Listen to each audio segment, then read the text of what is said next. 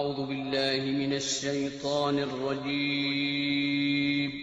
پناہ مانگتا ہوں میں اللہ کی شیطان مردود سے. بسم الله الرحمن الرحيم. شروع اللہ کا نام لے کر جو بڑا مہربان نہایت رحم والا ہے.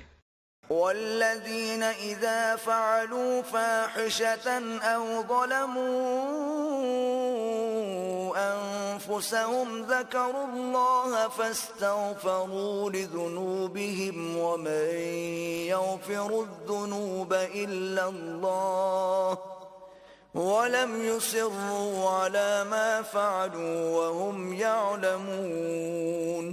اور وہ کہ جب کوئی کھلا گناہ یا اپنے حق میں کوئی اور برائی کر بیٹھتے ہیں تو اللہ کو یاد کرتے اور اپنے گناہوں کی بخشش مانگتے ہیں، اور اللہ کے سوا گناہ بخش بھی کون سکتا ہے، اور جان بوجھ کر اپنے افعال پر اڑے نہیں رہتے.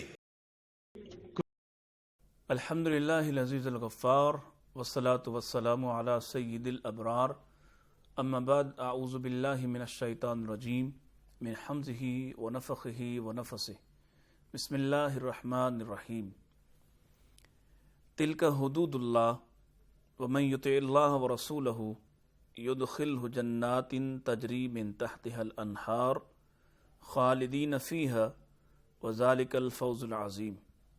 ومن یعص اللہ ورسولہ ویتعد حدودہ یدخلہ نارا خالدا فیہا ولہ عذاب مہین.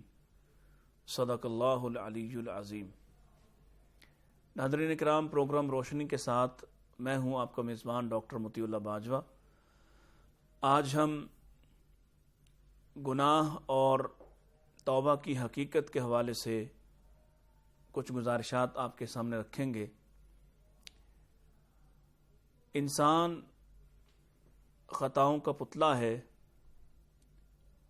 اور اللہ تعالیٰ کو وہ لوگ جو توبہ کرنے والے ہوں خطا کے بعد، وہ بڑے ہی پسند ہیں.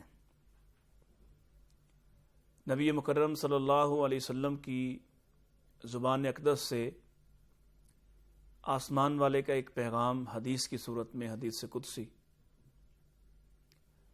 کل بنی آدم خطاء، آدم کے سارے بیٹے، ساری اولاد خطا کار ہے. وخیر الخطائین التوابون، اور ان خطا کاروں میں سب سے زیادہ اچھے وہ لوگ ہیں جو توبہ کرتے ہیں.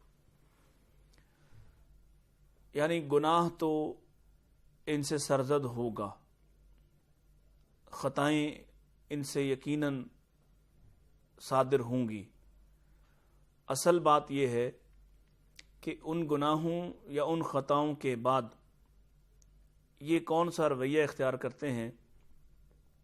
اللہ تعالیٰ نے موقع عطا فرمایا ہے بار بار، اور موقع عطا فرماتا ہی چلا جاتا ہے، حتیٰ کہ حدیث شریفہ میں آتا ہے کہ اللہ تعالیٰ توبہ کو قبول کرتا ہے اس وقت تک جب تک انسان توبہ کرتا رہتا ہے، اور اس وقت تک ما لم یغرغر، حتیٰ کہ اس کے نرخرے سے آواز نکل آئے، یعنی اس کی سانس رخصت ہونے لگے، وہ جاں بلب ہو جائے، سانس ٹوٹنے لگے.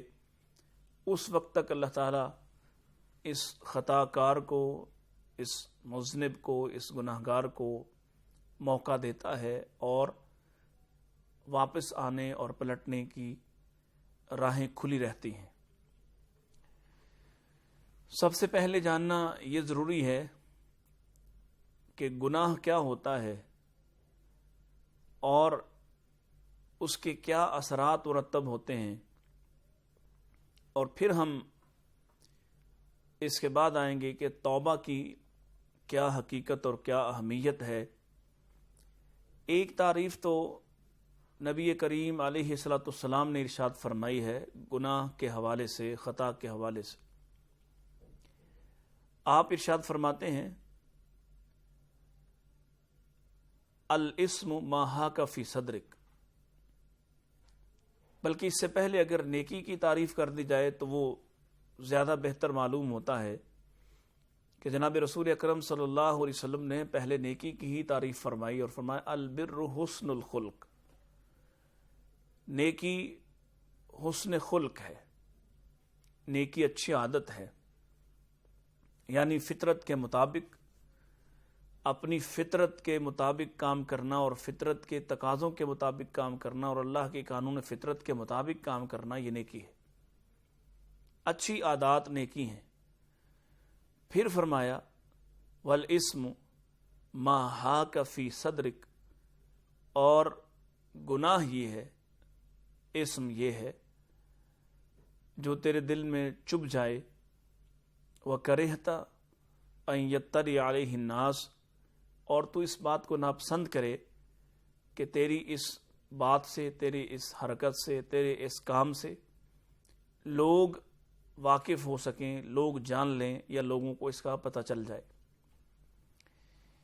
اب آپ اس بات پر اس کو معمول کیجئے، ذرا یہ معیار ہے پرکھنے کا کہ بسا اوقات ہم کوئی ایسا کام کر جاتے ہیں جس کا ہمیں اس وقت احساس نہیں ہوتا، یا ہم کسی کام کے بارے میں واضح نہیں ہیں ذہنی طور پر کہ یہ نیکی کا کام ہے یا گناہ کا کام ہے، تو بڑی واضح پہچان رسول اکرم صلی اللہ علیہ وسلم نے ارشاد فرما دی کہ نیکی تو ہے اچھی عادت، یعنی عادت کے اندر چیز شامل ہوتی ہے، اور عادت کے لیے آپ کو اہتمام نہیں کرنا پڑتا، آپ کو اس کے لیے انتظام نہیں کرنا پڑتا، آپ کو اس کے لیے تیاری نہیں کرنا پڑتی، وہ آپ کی عادت کے اندر شامل ہوتا ہے وہ کام، اور اسے انجام دیتے وقت یہ خوف اور خدشہ نہیں ہوتا کہ لوگ اس بارے میں جان لیں گے تو کیا ہوگا، اور نہ ہی نیکی آپ کے دل میں چبھی رہتی ہے۔ اس سے بعض اسلاف نے یہ نکالا ہے کہ نیکی اسی لیے اس کے دل سے محو ہو جاتی ہے، جو اللہ کے لیے نیکی کی جاتی ہے وہ بھول جاتی ہے، الا یہ کہ کسی انسان کے ساتھ کوئی خاص تعلق ہو تو وہ انسان اس پر کیے گئے نیکیوں کے کام یا احسانات کو یاد رکھتا ہے، لیکن عمومی طور پر جو عادات کے مطابق نیکیاں ہیں وہ اس کو یاد نہیں رہتی۔ وہ جیسے اپنی دائیں کروٹ پہ سونا یہ نیکی ہے، جیسے اپنے بائیں طرف تھوکنا، اگر تھوک آئے تو بائیں طرف تھوکنا یہ بھی نیکی ہے۔ یہ چھوٹی چھوٹی باتیں اور بڑی بڑی عادات انسان ان کو یاد نہیں رکھتا، اس لیے کہ یہ اس کی فطرت کا حصہ ہے، اور جب کبھی ان کے خلاف کرتا ہے، فطرت کے خلاف چلتا ہے، تب وہ اسے بڑی اچھی طرح سے یاد بھی کرتا ہے اور اس کے لیے اہتمام بھی کرنا پڑتا ہے۔ یعنی گناہ کی پہلی پہچان یہ ہے کہ اس کے لیے اہتمام کرنا پڑتا ہے، اس کے لیے انتظام کرنا پڑتا ہے، اس کے لیے پلان کرنا پڑتا ہے، منصوبہ بنانا پڑتا ہے۔ اگر آپ نے جھوٹ بولنا ہو تو آپ سوچتے ہیں، یا اگر بے سوچے سمجھے جھوٹ بولیں تو پھر اس جھوٹ کو بچانے کے لیے آپ منصوبہ بندی اور پلاننگ کرتے ہیں۔ اسی طرح سے اگر کسی نے کوئی غلط کاری کا، بدکاری کا رسیہ ہے تو وہ اس کے لیے اہتمام کرتا ہے، محنت کرتا ہے، مشقت کرتا ہے، انتظام کرتا ہے۔ اور دوسرا اہتمام اس میں یہ ہوتا ہے کہ لوگوں کو کسی طرح سے اس بات کا علم اور اس کی خبر نہ ہو، یعنی اس بات کا بھی اہتمام کیا جاتا ہے کہ میں یہ جو کام کرنے لگا ہوں اس کام کے بارے میں لوگ نہ جانیں، یا تو وہ رات کی تاریکی میں کرے گا یا تنہائی میں کرے گا یا کسی کو ساتھ ملا کے کرے گا، اور مسلسل یہ دھڑکا لگا رہے گا کہ کہیں لوگوں کو اس بات کی خبر نہ ہو جائے۔ یہ گناہ کی پہچان ہے۔ اب اسم کے اندر بھی دو چیزیں ہیں، ایک ہے خطا اور ایک ہے ذنب۔ خطا یہ ہے کہ کوئی کام آپ سے اچانک ہو گیا، وہ چھوٹا کام بھی ہو سکتا ہے، بڑا کام بھی ہو سکتا ہے، کوئی سا بھی گناہ کا کام اچانک آپ سے سرزد ہو گیا، ماحول ایسا بنا کہ آپ سے وہ کام ہو گیا، ایسی جگہ پہ آپ اس سے متاثر ہو گئے، وہ کام میں آپ اس کام میں ملوث ہو گئے۔ لیکن یہ ایک دفعہ ہوا، یا اگر وقفے سے 2-4 مرتبہ بھی ہوا تو آپ نے اس کے لیے سوچا نہیں تھا، آپ اس کے لیے تیار نہیں تھے، یہ ایک نامعلوم انداز سے آپ پر واقع ہو گیا، یہ ہے خطا۔ اور ذنب یعنی گناہ، اب خطا کی تو ویسے بھی میں انشاءاللہ عرض کرتا ہوں کہ اس کی کیا کیا کیفیات ہوتی ہیں، اور خطا پر اللہ تعالیٰ کیسے کیسے انعامات خود پہلے فرما دیتا ہے۔ دوسرا ہے ذنب، گناہ، ذنوب جس کی جمع ہے، ربنا اغفر لنا ذنوبنا، ہم یہ دعا پڑھتے ہیں کرتے ہیں۔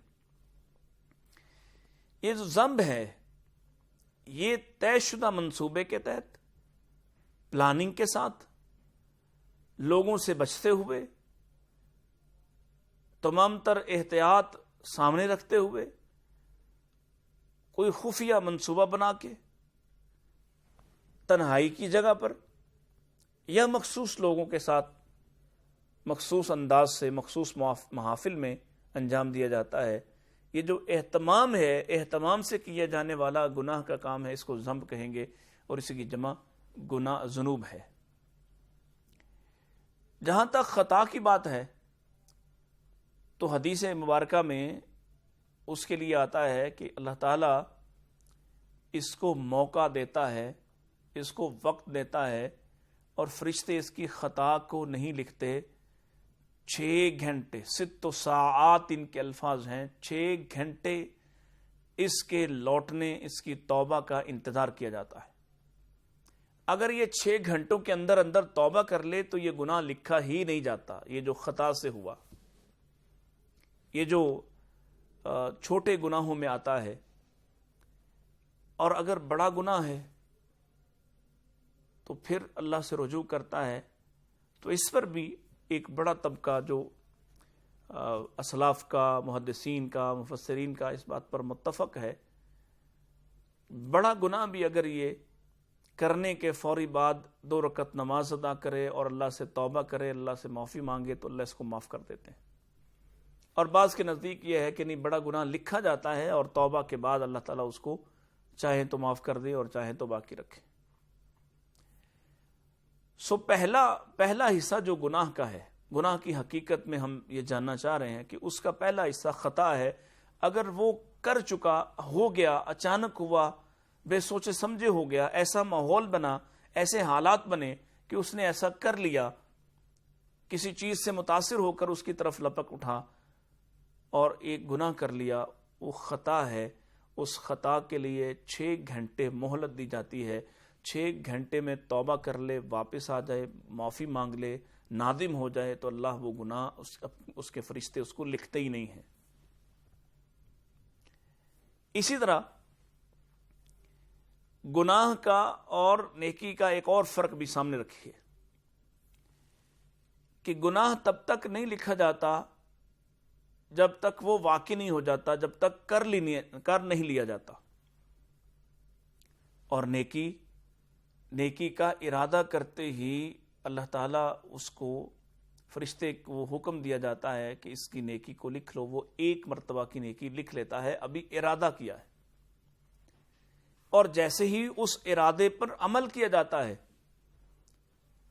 تو اللہ تعالیٰ کے حکم سے فرشتہ اس کو کم از کم اس کا اجر و ثواب یا اس کا بدلہ یا اس کا فائدہ ہے وہ 10 گنا لکھ دیتا ہے۔ یعنی عمل سوچنے پر، عمل کی پلاننگ پر، نیک عمل کی خواہش پر، ارادے پر 1 نیکی، اور کرنے پر 10 نیکیاں ملیں گی۔ اور گناہ سوچنے پر، گناہ کا معاملہ، اس کے بارے میں غور و فکر کرنے پر، گناہ کا ارادہ کرنے پر گناہ نہیں لکھا جاتا، حتیٰ کہ انسان اس گناہ کو کر چکے، جب گناہ کر لیا جاتا ہے اس کی بھی اب 2 صورتیں میں نے آپ کے سامنے رکھی۔ اگر وہ خطا کی صورت میں ہے، اچانک ہوا ہے، تو 6 گھنٹے مہلت ملی، اور اس مہلت میں اس نے معافی مانگ لی تو اللہ تعالیٰ اس کو معاف کر دیتا ہے۔ اور بڑے گناہوں میں سے ہے تو لکھا جائے گا، لیکن توبہ سے اللہ تعالیٰ اس کو صاف کر دے گا۔ یہ ہے اس کی حقیقت۔ اسی طرح سے یہ کس طرح سے اثر انداز ہوتا ہے، اور پھر ایک گناہ دوسرے گناہ کو لے کے آتا ہے اگر توبہ نہ کی جائے۔ نبی مکرم صلی اللہ علیہ وسلم نے ارشاد فرمایا کہ دلوں پر زنگ چڑھتا ہے، دل زنگ آلود ہوتے ہیں۔ ان للمؤمن اذا اذنب کانت نکتۃ سوداء فی قلبہ، جب یہ بندہ مومن کی بات ہو رہی ہے، مومن آدمی، مسلمان آدمی جب وہ گناہ کرتا ہے تو اس کے دل پر ایک سیاہ نقطہ پڑ جاتا ہے. فَإِن تَابَ وَنَزَعَ وَاسْتَغْفَرَ سُكِلَ قَلْبُهُ، اگر وہ توبہ کر لے، واپس آ جائے، معافی مانگ لے اور اللہ سے رجوع کر لے، سُكِلَ قَلْبُهُ، تو اس کے دل کو صاف کر دیا جاتا ہے، بالکل فریش، بالکل اسی طرح سے بے داغ دل اس کے پاس واپس پہنچ جاتا ہے. وَإِن زَادَت حَتَّى يَعْلُوَ قَلْبَهُ، اگر باز نہیں آتا، ایک گناہ کے بعد دوسرا کرتا ہے، دوسرے کے بعد تیسرا کرتا ہے، تیسرے کے بعد چوتھا، 10واں 20واں کرتا ہے اور کرتا ہی چلا جاتا ہے. حَتَّى يَعْلُوَ قَلْبَهُ، حتیٰ کہ اس کے دل پر یہ زنگ غالب آ جاتا ہے، زنگ چھا جاتا ہے، اس کے دل کو تاریک کر دیتا ہے. اور بعض روایات میں آیا کہ جب پورا دل زنگ آلود ہوتا ہے، وہ سیاہ پڑ جاتا ہے، تو پھر وہ جو ایک پہچان ہے گناہ کے بارے میں جو آپ نے فرمایا الاسم ما حاک فی صدرک، جو تیرے سینے میں چبھ جاتا ہے. یہ جو چبھنے کی کیفیت ہے کہ جب تک گناہ آدمی کرتا ہے اور اس کا گناہ اس کو ستاتا ہے، پریشان کرتا ہے، اس کی طبیعت میں خلجان اور ہیجان پیدا کرتا ہے، وہ بے چین رہتا ہے. یہ جو بے چینی ہے دل کی گناہ کرنے کے بعد، یہ ایمان کی علامت ہے، دل کے زندہ ہونے کی علامت ہے. اور جب یہ بے چینی بھی ختم ہو جاتی ہے اور گناہ کرنے پر ندامت نہیں ہوتی، گناہ کرنے پر کوئی ہیجان نہیں ہوتا، گناہ کرنے کے بعد، اس عمل سے فارغ ہونے کے بعد، کسی بھی گناہ میں ملوث ہونے کے بعد انسان کو پچھتاوا نہیں ہوتا، ندامت نہیں ہوتی، شرمندگی نہیں ہوتی، تو اس کا مطلب ہے کہ اب اس کا دل سیاہ ہو چکا. اب وہ جو کیفیت دل کے اندر، جو الارمنگ سسٹم اللہ تعالیٰ نے لگایا تھا کہ وہ اس کو گناہ کرنے پر، پہلے تو گناہ سے پہلے یہ سانس دلاتا تھا، یہ زور زبردستی کر کے گناہ کرتا ہے تو اس کے بعد پھر یہ سانس دلاتا تھا کہ تم نے غلط کیا ہے، تم سے غلطی ہوئی ہے، تم سے زیادتی ہوئی ہے. وہ جو دل ایک الارم، ایک تنبیہی انداز اختیار کرتا تھا، وہ دل بالکل مردہ ہو چکا ہے. اور پھر اس کی کیفیت یہ ہے کہ ان کے دل تو ہیں لا یفقہون بہا، لیکن اب ان کے اندر سوچنے سمجھنے کی صلاحیت نہیں ہے. اب وہ گناہ سے روکتا ہی نہیں ہے، بلکہ وہ گناہ تمہیں اچھے لگنے شروع ہو جاتے ہیں، اور انہی کے اندر پھر انسان مسلسل اپنے آپ کو اور زیادہ ایسی غلاظت کے اندر گر پڑتا ہے جہاں سے اٹھنا ناممکن ہوتا ہے. اگر تو گناہ کرے اور توبہ کر لے، ایک نقطہ ہو، ایک گناہ کیا، 2 گناہ کیے، توبہ کی، دل صاف ہو گیا، واپس لوٹنے کی کوشش کی، دل کو صاف کر دیا گیا. اور اگر لوٹنے کی کوشش نہیں کرتا، بلکہ وَإِن زَادَت بڑھتا ہی چلا جاتا ہے. اور عموماً گناہ کی لذت ایسی ہوتی ہے کہ وہ کرنے کے فوراً بعد انسان وقتی طور پہ پریشان ہوتا ہے، اور اللہ ما رحم ربی، جس کو اللہ تعالیٰ چن لے اس کو معافی کی توفیق عطا فرمائے. اور معافی بھی ایسی، توبہ بھی ایسی جو توبۃ النصوح کہلاتی ہے، پکی سچی توبہ، جس کے بعد وہ واپس گناہ کی طرف نہیں جاتا. یہ بڑے کم لوگوں کو ان کے یہ نصیب میں آتا ہے کہ وہ گناہ کریں، گناہ کی لذت کو حاصل کریں، اور پھر اس لذت میں ڈوبنے کی بجائے اس سے بچ کر واپس توبہ کی وادی میں آ جائیں. یہ بڑے کم لوگوں کے ساتھ ہوتا ہے. زیادہ تر لوگ اس گناہ کی لذت کے ایسے عادی اور رسیا ہوتے ہیں کہ پھر بار بار کرنے سے وہ جو توبہ کی لذت ہے وہ ختم ہو جاتی ہے.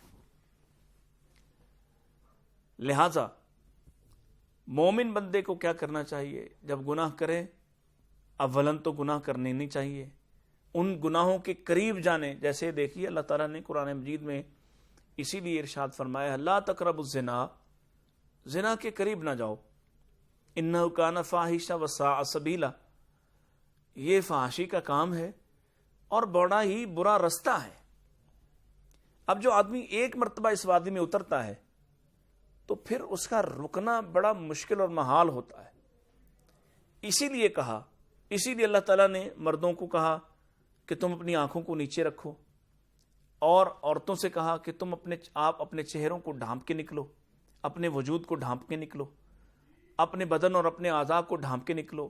خوشبویات سے بچ کے نکلو، ایسے جوتے، ایسی پازیبیں، ایسے زیورات مت پہنو جو لوگوں کو تمہاری طرف متوجہ کریں، تاکہ گناہ کی طرف لوگ نہ جائیں۔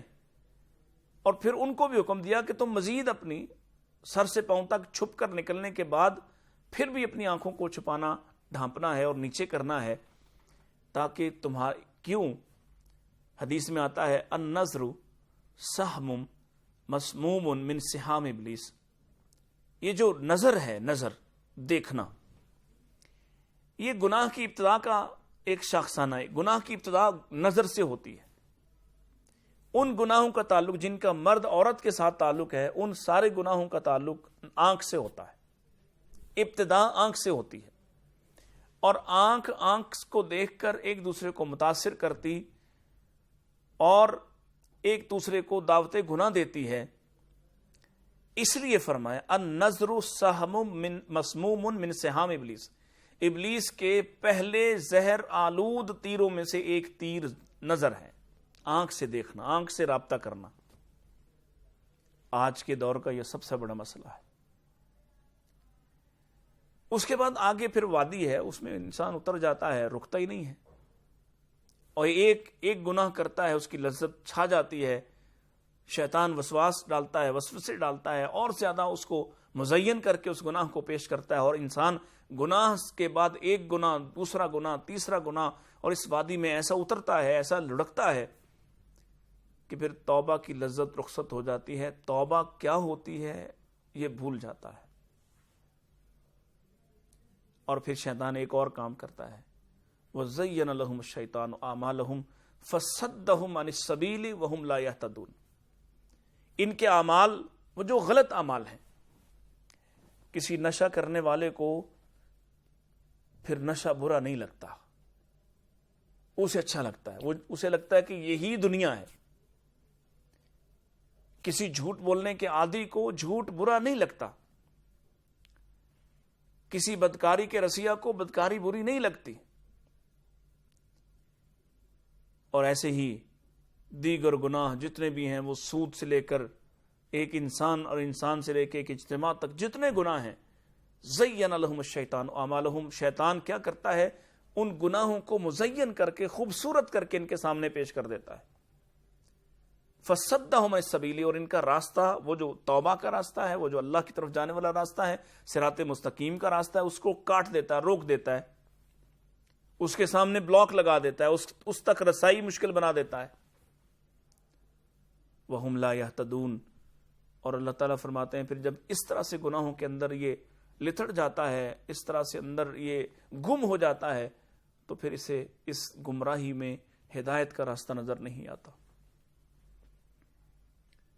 اس سے اندازہ ہوتا ہے کہ گناہ انسان پر چھا جائے تو وہ اسے اس وادی میں کھینچ لیتا ہے۔ اسی طرح سے حضرت عبداللہ ابن عباس رضی اللہ عنہ کے ایک قول میں پیش کرنا چاہتا ہوں۔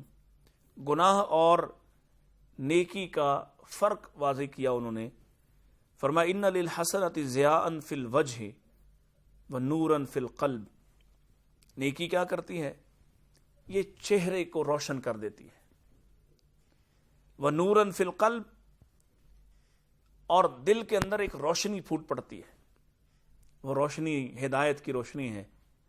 نیکی سے اس روشنی کو بڑھایا جا سکتا ہے، وہ بڑھتی ہے نیکی کرنے سے۔ وسعۃ فی الرزق،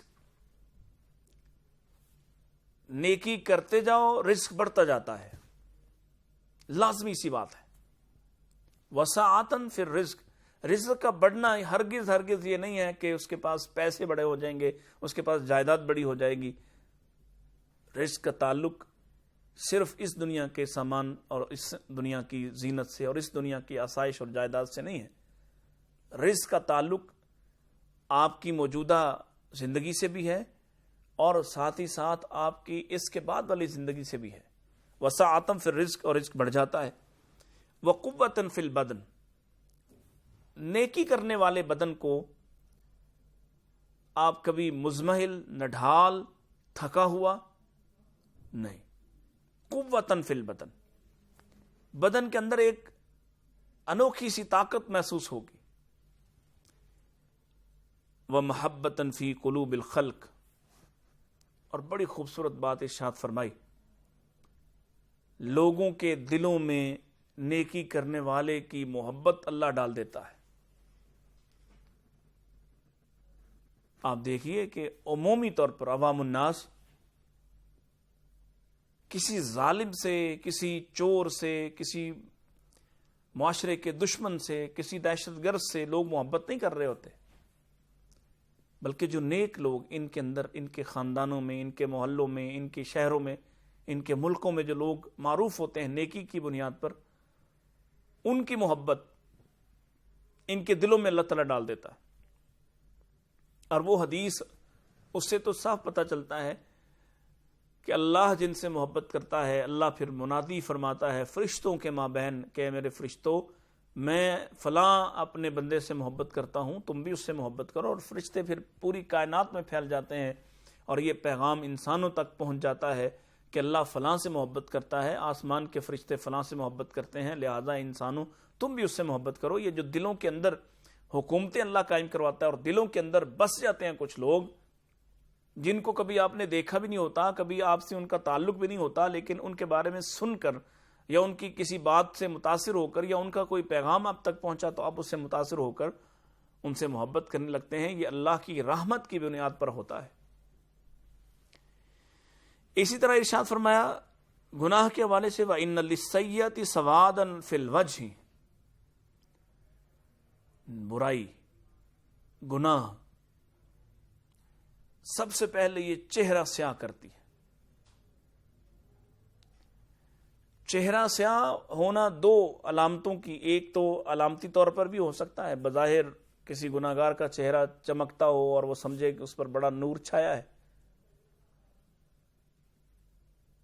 اس کا چہرہ سیاہ ہو جائے گا لوگوں کی نظروں میں، عوام الناس کی نظروں میں، اور خود اس کی اپنی نظروں میں وہ سیاہ چہرہ ہے. اور پھر بعض اوقات طبی طور پر بھی اس کا چہرہ جو ہے وہ اس کا رنگ مزمل ہو جاتا ہے، اس کی جو خوبصورتی ہے، وہ جو چمک دمک تھی وہ ختم ہو جاتی ہے، معدوم ہو جاتی ہے. اور اکثر لوگ عین بڑھاپے کے وقت انتہائی کرہ شکلیں ان کی محسوس ہوتی ہیں. سوادن فی الوجہ وظلمتن فی القلب، دل کے اندر ایک تاریکی چھا جاتی ہے.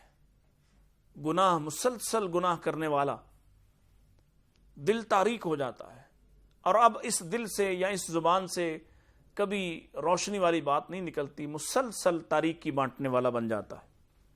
وَوَهْنًا فِي الْبَدْنِ، اور بدن تھک جاتے ہیں، گناہ گاروں کے بدن تھک جاتے ہیں. وَنَقْصًا فِي الرِّزْقِ، اور رزق میں کمی ہوتی ہے. جو شخص بھی گناہ کا رسیا ہوتا جاتا ہے اللہ تعالیٰ اس کے رزق کو سمیٹتا جاتا ہے. اس کی بھی دو وجہ ہیں. آپ سوچ سکتے ہیں کہ فلاں شخص جو ہے وہ بڑا گناہ گار ہے یا بڑا ظالم ہے یا اس کا کردار اچھا نہیں، لیکن اس کے پاس مال بڑا ہے، اس نے تو اللہ تعالیٰ نے اس پر رزق حلال کا دروازہ بند کر دیا. اب اس کے پاس مال بھی حرام ہی کا ہوگا اور وہ اس کو صرف کر کے مزید حرام کاموں میں الجھ کر اپنے لیے جہنم کو اور بڑھکا رہا ہے. جو رزق اللہ نے اس کو دیا تاکہ یہ خرچ کر کے لوگوں پر صرف کرے، اللہ کو راضی کر کے جنت حاصل کر لے، اگر وہی رزق اس کے جہنم کو بھڑکانے اور زیادہ جہنم کے غرق ہونے کا سبب بن جائے تو یہ رزق میں کمی ہے، اضافہ نہیں ہے. نقصاً فی الرزق وبغضاً فی قلوب الخلق، حضرت عبداللہ ابن عباس رضی اللہ عنہما فرماتے ہیں وبغضاً فی قلوب الخلق، لوگوں کے دلوں کے اندر، مخلوق کے دلوں کے اندر ایسے شخص کی شدید نفرت پیدا ہو جاتی ہے جو گناہ گار ہوتا ہے، گناہ پر کاربند رہنے والا اور گناہ کا رسیا ہوتا ہے. وہاں محبت پیدا ہوئی اور یہاں نفرت پیدا ہوتی ہے. اور اسی حدیث کے مطابق کہ اللہ جب کسی انسان سے نفرت کرتا ہے تو اللہ اپنے فرشتوں میں اعلان کرتا ہے کہ میں فلاں سے نفرت کرتا ہوں، تم بھی اس پر نفرت کرو. پھر وہ فرشتے پھیل جاتے ہیں اور پوری کائنات میں یہ پیغام پہنچ جاتا ہے کہ اللہ کا یہ ناپسندیدہ اور یہ اللہ کا مبغوض اور اللہ کا یہ دشمن ہے، اللہ اس سے اس سے محبت نہیں کرتا، اس سے نفرت کرتا ہے، یا اللہ اس پر اپنا غضب کرتا ہے، تو دنیا والوں کے دلوں کے اندر بھی اس شخص کی محبت ختم ہو کے رہ جاتی ہے۔ یہ ہے اس کے ابتدائی مراحل کہ جو انسان کو گناہ سے کس مقام پر لے آتے ہیں۔ جب وہ گناہ کا عادی ہو جاتا ہے، عادی مجرم ہوتا جاتا ہے اور اس پر اصرار کرتا ہے، تو پھر اللہ تعالیٰ، اور بعض چھوٹے گناہوں پر بھی، بعض چھوٹے گناہوں کے اصرار پر بھی انسان اسی طرح اس کے دل سے نیکی کی محبت نکل جاتی ہے، وہ گناہ کا ایسا رسیہ ہوتا ہے۔ ان چھوٹے چھوٹے جن کو وہ معمولی سمجھتا تھا، کل جب قیامت کے دن اللہ کے سامنے پیش کیا جائے گا تو وہ بڑے بڑے کبائر گناہوں سے بھی بڑے ہو چکے ہوں گے، کیونکہ اس نے ان گناہوں کو معمولی سمجھ کر ان پر اصرار کیا، مسلسل کاربند رہا۔ اسی طرح سے گناہ کا ایک اور نقصان جو ہے، یہ اللہ کے ہاں قدر، انسان کی قدر گنوا دیتا ہے، اس کے ہاں سے اس کو ذلیل اور رسوا کر دیتا ہے۔ نبی کریم علیہ الصلوۃ والسلام ارشاد فرماتے ہیں، ایاک والمعصیہ فإن بالمعصیۃ حل سخط اللہ عز وجل، او کما قال النبی علیہ الصلوۃ والسلام، فرمایا گناہ سے بچو، کیونکہ گناہ اللہ کے عذاب کو تم پر حلال کر دیتا ہے۔ یہ نقصان ہے اس کا کہ گناہ ہے جو اللہ کی ناراضی کو تم پر مسلط کر دیتا ہے، اللہ کے عذاب کو تم پر مسلط کر سکتا ہے۔ مثال کے طور پر جیسے شرک ہے۔ اب انسان کو اللہ نے بڑا مقام اور مرتبہ عطا فرمایا، کہیں فرمایا فضلنا علی کثیر ممن خلقنا تفضیلا، کہ ہم نے جو کچھ بھی بنایا ان ساری مخلوقات میں سے انسان کو فضیلت عطا فرمائی۔ کہیں فرمایا وَلَقَدْ كَرَّمْنَا بَنِي آدم، ہم نے آدم کی اولاد کو سب سے بلند فرمایا، کرامت عطا کی، ان کی تکریم بڑھائی، ان کو عزتیں عطا فرمائی۔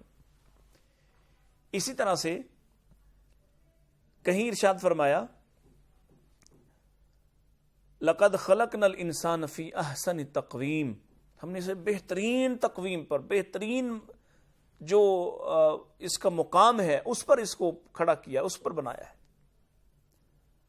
آسمان عزت پر بٹھایا تھا۔ اور جب انسان گناہ کرتا ہے تو اس مقام سے گر کے کہاں چلا جاتا ہے؟ ثم رددناہ اسفل السافلین، پھر یہ لوٹتا ہے۔ بناتے وقت تو قسمیں اٹھائیں، والتین والزیتون وطور سینین وہذا البلد الامین لقد خلقنا الانسان فی احسن تقویم، 5 باتیں، 5 قسمیں اٹھا کر فرمایا کہ ہم نے اسے احسن تقویم بنایا ہے، بہترین حالت پر پیدا کیا ہے۔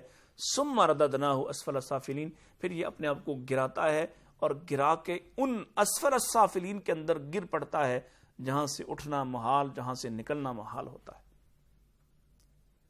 مثال کے طور پر اللہ تعالیٰ نے انسان کو کتنا اعلیٰ بنایا، ساری مخلوقات پر فضیلت عطا فرمائی، ساری مخلوقات پر اس کی حکومت قائم کروائی، ساری مخلوقات کو اس کے تابع کر دیا، اور اس کو سب کچھ اس کے لیے مسخر کر کے، اس کے رزق کو زمین میں جمع کر کے، آسمان کو اس پر پانی برسانے کی ذمہ داری دے کر، زمین اور سورج اور چاند کو اس کے لیے روشنیوں کا پیغام اور روشنیاں مقرر کرنے کے لیے ان کا ذمہ لگا کر اللہ تعالیٰ نے اتنی ساری نعمتیں اس کو عطا فرما کے، جب یہ ساری نعمتیں اس کی ہوئیں تو جو ذمہ لگایا تھا کہ میرے سوا کسی کے سامنے نہ جھکنا، جب اس میں خامی آتی ہے، گناہ کرتا ہے، فرمایا من یشرک باللہ فکأنما خر من السماء، جو انسان شرک کرتا ہے، اللہ کے ساتھ شریک ٹھہراتا ہے، تو وہ ایسے ہے جیسے آسمان سے گر پڑا۔ یعنی پہلے جب تک توحید مانتا ہے، جب تک توحید کے ساتھ رہتا ہے، جب تک اللہ کی توحید اور عظمت کو پہچان کے رکھتا ہے، تو ساری کائنات اس کے کام کر رہی ہے اور اس کو اللہ نے احسن تقویم، فضیلت والا بنایا ہے، کرامت والا بنایا ہے۔ لیکن جیسے ہی یہ شرک کرتا ہے، رددناہ اسفل السافلین، یہ اسفل السافلین کے اندر گر پڑتا ہے۔ خر من السماء، ایسے جیسے اس نے آسمان سے چھلانگ لگا دی ہو.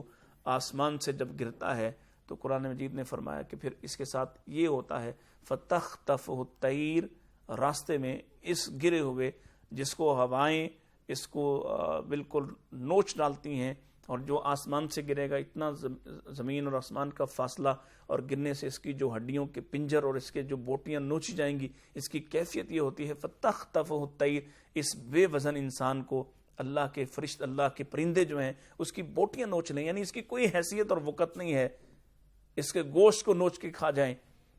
او تہوی بہ الريح الی مکان سحیق، یا ہوا اس کو ایسے ٹکڑے ٹکڑے ریزہ ریزہ راکھ کی صورت میں کہیں سے کہیں اڑا دے، اس کے ٹکڑوں کو بھی بکھیر دے. اس کی کوئی وقت اور کوئی حیثیت نہیں ہے، اور یہ اپنی مقام پہ رہتا تو یہ بڑی فضیلت والا تھا. تو گناہ کر کے، بعض گناہ ایسے ہیں جیسے ہی گناہ کرتا ہے تو اللہ کے ہاں سے ایسے گر پڑتا ہے، ایسے یہ ذلیل اور رسوا ہوتا ہے، یہ ایسے اوپر سے آسمانی عزت سے یا عزت کے آسمانوں سے ایسے گرتا ہے کہ ذلتوں اور کار مذلت کے اندر گر کر، یہ پستیوں کے اندر گر کر اس کی اپنی حیثیت اور مقام ختم ہو کے رہ جاتا ہے. پہلے تو یہ اللہ کے ہاں سے اس کی قدر گئی، اللہ کی نفرت کا شکار ہو گیا، اللہ کے غضب کو اپنے لیے حلال کر لیا گناہ کی وجہ سے، اور یہ جتنی عزتوں کے مقام پر بیٹھا تھا اتنا ہی ذلتوں، اس سے کہیں زیادہ ذلتوں میں گر پڑا، سجین کے اندر جا پڑا.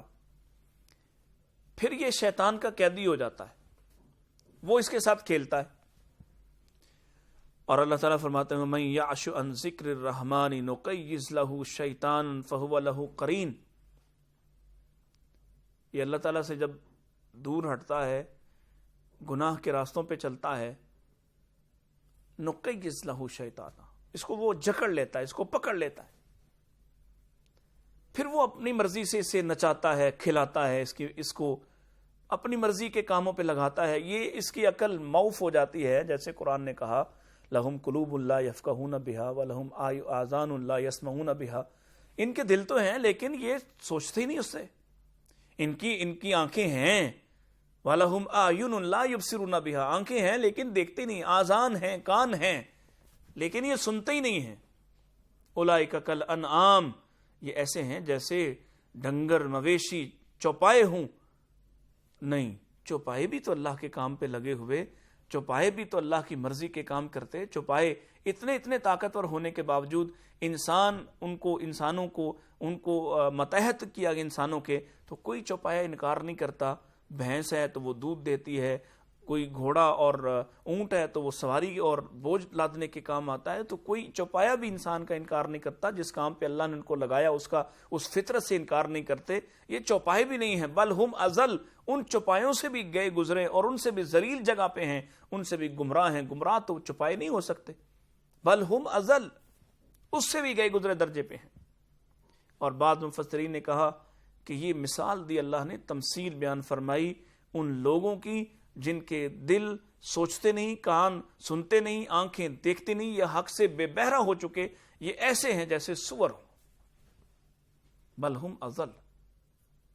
اور ان کی اور تعریف فرمائی اولئک هم الغافلون، یہ غفلت والے ہیں، ان پر چھا چکا ہے شیطان، قابو کر چکا ہے. اور وہ ایسے جیسے نبی اکرم صلی اللہ علیہ وسلم نے ارشاد فرمایا نا، یہ صحابی نے پوچھا تھا وہ کتنا طاقتور ہے ہمارا دشمن؟ فرمایا اتنا طاقتور کہ تمہارے بدن کے اندر خون بن کر دوڑے اور تم سے غلطیاں اور گناہ کروا لے. لیکن اسے راستہ کون دیتا ہے؟ جو بندہ گناہ کی طرف لپکتا ہے، گناہ پر اصرار کرتا ہے، گناہ کا عادی اور رسیہ ہوتا ہے، اس پر شیطان بڑی آسانی سے قبضہ جما لیتا ہے، یہ اس کی ملکیت بن جاتا ہے. حتیٰ کہ آخری جو منظر ہے اس کی طرف میں اشارہ کروں کہ پیارے رسول علیہ الصلوۃ والسلام نے ارشاد فرمایا کہ پھر وہ اس کے مرنے کے عین وقت آتا ہے، اس وقت یہ کہیں توبہ نہ کر لے، اور اس وقت آ کے اس کے سامنے پانی پیش کرتا ہے اور یہ کہتا ہے پیاس لگی ہے مجھے پانی پلاؤ، اور وہ کہتا ہے مجھے سجدہ کرو، اور یہ کوئی نہیں دیکھ رہا، یہ اسی کیفیت میں اسے سجدہ کرتا ہے، اور اسی عالم اسی حالت میں اس کی موت واقع ہو جاتی. گویا اس کا آخری عمل بھی شیطان کو راضی کرنے والا ہوتا ہے جو اس پر قبضہ جما لیتا ہے. اسی طرح فرمایا کہ بندہ اللہ کے عذاب سے غافل ہو جاتا ہے، اللہ کے وجود سے ہی غافل ہو جاتا ہے. اسی لیے فرمایا تھا وَلَا تَكُونُوا كَالَّذِينَ نَسُوا اللَّهَ فَأَنسَاهُمْ أَنفُسَهُمْ أُولَٰئِكَ هُمُ الْفَاسِقُونَ. جب یہ گناہ کا عادی ہوتا ہے نا تو گناہ کیا کرتا ہے؟ اللہ تعالیٰ نے منع فرمایا ایسے لوگوں کی طرح نہ ہو جانا جو اپنے آپ کو بھول گئے. جو اللہ کو بھولے وَلَا تَكُونُوا كَالَّذِينَ نَسُوا اللَّهَ، وہ لوگ ان لوگوں کی طرح کا نہ ہو جانا جن لوگوں نے اللہ کو بھلا دیا. ظاہر ہے جب انسان گناہ کرتا ہے تو سب سے پہلا کام جو اعلان جنگ ہوتا ہے وہ یہ ہے کہ میرا کوئی مالک نہیں ہے، میں اس کی نہیں مانتا. وَلَا تَكُونُوا كَالَّذِينَ نَسُوا اللَّهَ فَأَنسَاهُمْ أَنفُسَهُمْ. فرمایا پھر ہم کیا کرتے ہیں؟ ہم ان کو ان کا اپنا وجود ہی بھلا دیتے ہیں. یہ ہمیں بھولتے ہیں نا تو پھر ہم ان کو ان سے ہی غافل کر دیتے ہیں. یہ بھول جاتا ہے کہ میں کس لیے آیا تھا یہاں پہ، میرا دنیا میں آنے کا مقصد کیا تھا اور میں نے واپس کہاں جانا ہے، اور یہ جو بوجھ میں اپنے اوپر لاد رہا ہوں یہ بوجھ میں کیسے اٹھاؤں گا. یہ جو پہاڑ گناہوں کے میں اپنے اوپر اپنے لیے ان کو تیار کر رہا ہوں، میری گردن ان کا بوجھ کیسے برداشت کرے گی، یہ پھر سوچتا ہی نہیں ہے. فرمایا اولئک هم الفاسقون، یہ فاسق لوگ ہیں، ان کی عقل معاف ہو جاتی ہے، ان کی آنکھیں بند ہو جاتی ہیں، حقائق سے نظریں چرانا شروع کرتے ہیں، ایسے اس کے اندر غلام بنتے ہیں، ایسے اس کے اندر عادی ہوتے ہیں، اللہ کو بھول جاتے ہیں. اللہ ان کو ان کا وجود ہی بلا دیتا ہے، ان کے نفع نقصان کو ہی بلا دیتا ہے. یہ بڑا نقصان ہے گناہ کا، بہت بڑا نقصان، کہ بندہ اپنے نفع نقصان سے ہی غافل ہو جائے. اسی طرح سے پھر یہ سارا کام یہ کیوں کرتا ہے؟ آپ جس سے پوچھیں گے مثال کے طور پر موسیقی کیوں سنتے ہو؟ آرام کے لیے، سکون کے لیے. حرام کیوں کماتے ہو؟ آرام کے لیے، سکون کے لیے. گناہ کیوں کرتے ہو؟ بس لذت پوری کرنے کے لیے. یہ کام کیوں کرتے ہو؟ مجھے اس سے خوشی ملتی ہے.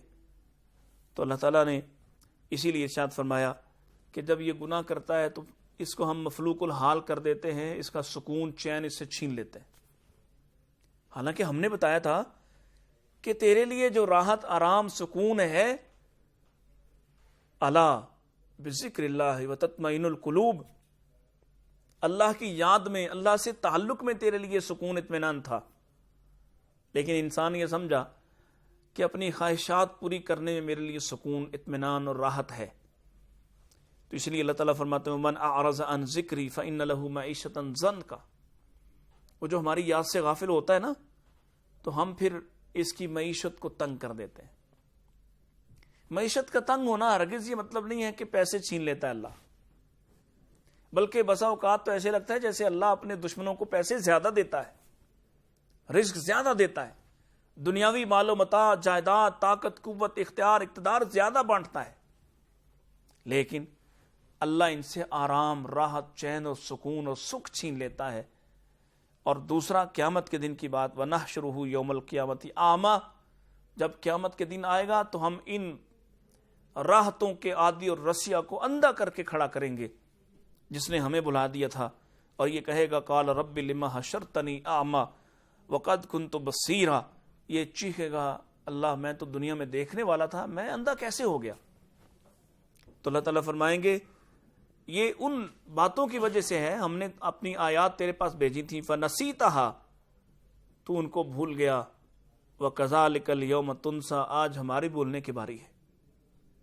آج تو ذلتوں میں ہے، اور وہ جو سکون، عارضی سکون تم نے حاصل کرنے کے لیے جس دوڑ کو تم نے اس لیے شروع کیا تھا کہ میں راحتیں حاصل کر لوں، وہ راحتیں چھن گئیں، وہ راحتیں تو عارضی تھیں.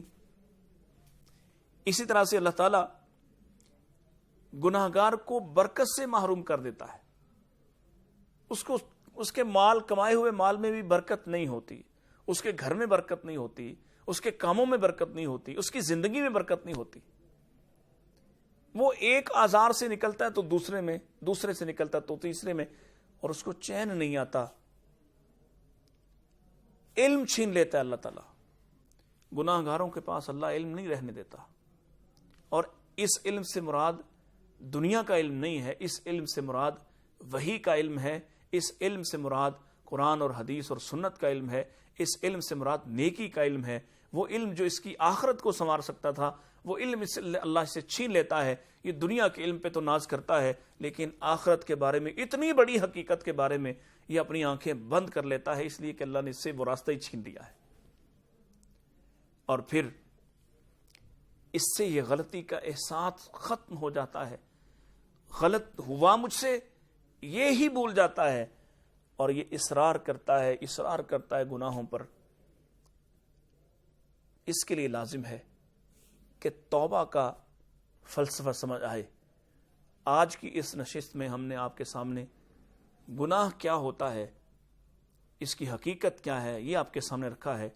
انشاءاللہ العزیز کل کی گفتگو میں توبہ کس طرح سے گناہوں سے نجات دیتی ہے، اور توبہ کس طرح سے راحتوں کے دروازے کھولتی ہے، توبہ کس طرح سے اللہ کے قریب کرتی ہے، اس پر بات کریں گے۔